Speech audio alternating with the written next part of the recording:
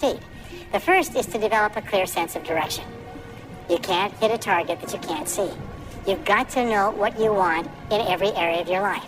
Some years ago, I worked with the Hunt Oil Company in Texas. The Hunt Oil Company was founded by H.L. Hunt, who became the wealthiest, self-made, multi-billionaire in the world. At his peak, he owned 200 companies and had a royalty income of $3 million a day. And he was interviewed by a friend of mine on television before he died in the early 70s. And he was asked, what are the secrets to success?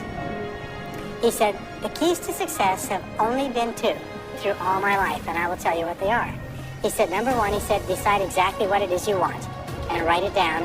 And number two is determine the price you're going to have to pay to get it, and then resolve to pay that price.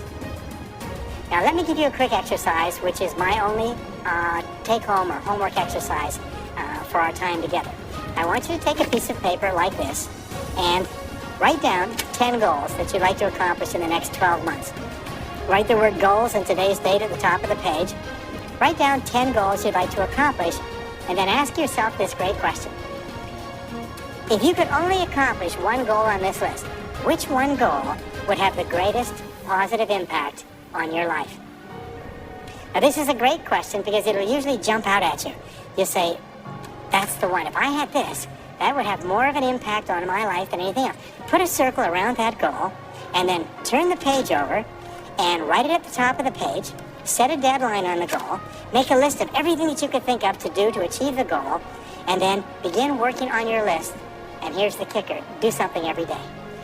Do something every day that moves you one step forward towards your major goal. My promise to you that this exercise, selecting your most important goal, making a plan, and working on it every day, will change your life in ways that you cannot imagine. It is the secret to becoming a self-made millionaire. My promise to you is a week, a month, a year from now, you'll look back and you'll be absolutely staggered at the difference it makes. I was giving a seminar not long ago, and a gentleman came up to me. He said, you know that goal-setting exercise? It changed my life. He said, I was broke, I was divorced. He says, I was an alcoholic, and somebody dragged me to one of your seminars. He said, and I did that exercise, and I picked my major goal. He said, it changed my life. I said, in what way? He said, today, he said, I'm worth $40 million. I said, wow. He said, yes, and I owe it to that lesson. Number two is trust your ideas. And that's the only difference between very wealthy, successful people and the average person, is that they simply follow their intuition. They're not smarter, they're not different, they're not more educated, they're not more talented, they just follow that inner guide. According to the research, all you need is an idea that's 10% new to start a fortune. Interesting point. The single greatest source of self-made millionaires in America. Do you know what industry it is? Can you guess? You wouldn't believe it. Dry cleaning. Dry cleaning shops is the greatest single source, one industry that's contributed more self-made millionaires than any other industry. I'm going to tell you something. Most people become millionaires by offering a good or service that people use all the time, and they offer it just a little bit better. They do it just a little bit faster. They put a little bit more grace or finesse into what they're doing. They handle it, they wrap it, they are more polite. The restaurant that has people coming back to it may have food that's only 5% different, but it's the way the people handle it that's so different. You can do anything you want in life. All you have to do is find an idea that's 10% new, and you'll find it if you flood your mind, read magazines, read books, ask questions, ask why people are doing things the way they're doing. Look for ideas. Keep your mind open and flexible. Remember, one new idea is all you need to start a fortune. And within every single person here, you have 4 ideas, an average of 4 ideas per year, driving to and from work, any one of which will make you a fortune. Any one of which will make you wealthy. How many times, I can prove it to you. Want me to prove it to you? How many times have you been going about your daily business and you see the need for a product or service? And you say, now I wonder why somebody doesn't produce that. And then 2 or 3 years later, a company comes out with that idea, or some company comes and makes $1 million that, and you say, I thought of that idea 2 or 3 years ago. Every single person here has had that experience. What you have to do is trust your ideas. Number 3 is practice what top people practice, which is what is called idealization. You project forward several years and you imagine that your life is perfect in every way. Now what we have found is this is the starting point of great riches, and it's the starting point of great success in life, is for you to have a dream or a vision of a wonderful future. Here's an exercise that we give people in our audiences, is take a sheet of paper and make up what is called a dream list. It just allows you to just run wild and just write down everything that you could think of that you could possibly want. I had a friend who I taught this to, and he got so excited about it, he bought a spiral notebook, and he began writing. And he'd go through the newspaper, and every single thing he saw in the newspaper that was nice, he wrote it down as a goal. He ended up, first time through, with 330 goals. By the end of the month, he had 500 things that he wanted.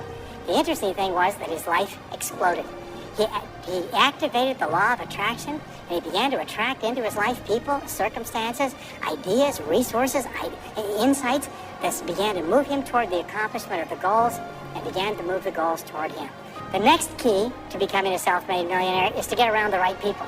This is a key for becoming a self-made millionaire. Why? Dr. David McClellan at Harvard did studies for 25 years looking into why it is that some people succeeded greatly in life. What he found was that as much as 99% of your success in life is going to be determined by what he called your reference group. Your reference group are the people with whom you habitually associate. Why? It's because we are like chameleons, and we absorb through the skin the attitudes, the opinions, the behaviors, the style of dress, the style of speech of the people with whom we associate most of the time. If you start to associate with winners most of the time, you find that they have a totally different worldview. They're positive, they're upbeat, they're focused, they're learning, they're growing, they're positive in what they're doing, and you start to become like that. There is what you've heard about the law of attraction. And the law of attraction says that if you change the way you think, you start to attract new people into your life. If you become aggressive about personal development and personal growth, you start to meet other people who think the same way. And the old groups of people that you associate with fall away, and the new group of people appears.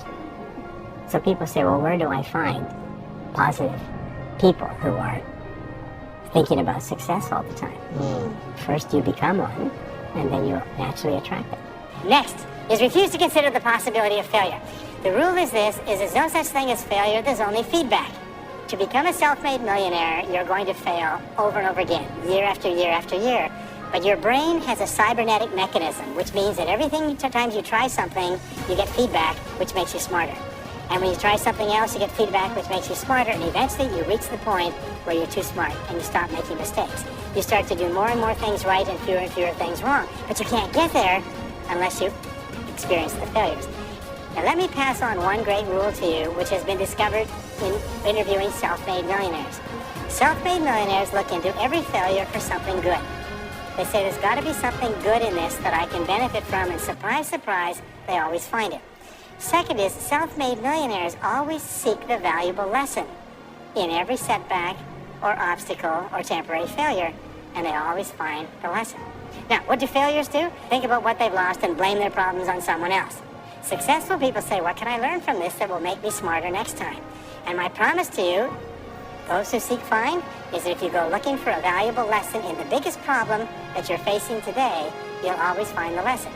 Here's another possibility. Your biggest problem today could be the biggest gift that you have ever received, because it may contain within it the lesson that will make you successful.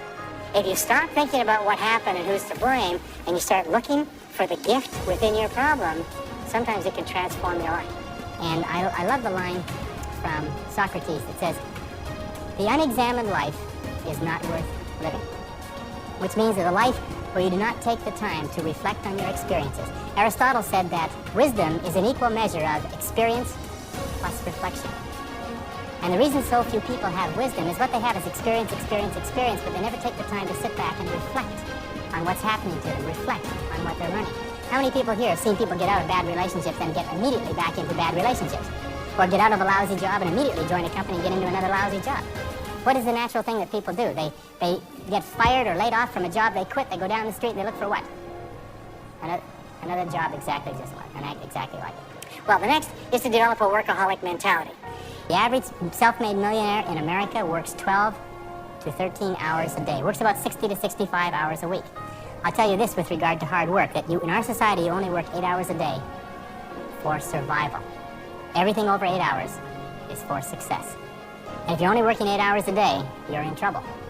If you're only working 8 hours a day, you better have a rich uncle, or you better have somebody else who's going to take care of you, because 8 hours a day only gets you survival in our society. Because it's so competitive that somebody else is working 9, they've got an edge on you. Somebody else is working 10, they've got a bigger edge on you. Every hour over 8 that you invest is an investment in your future, is an investment in your success.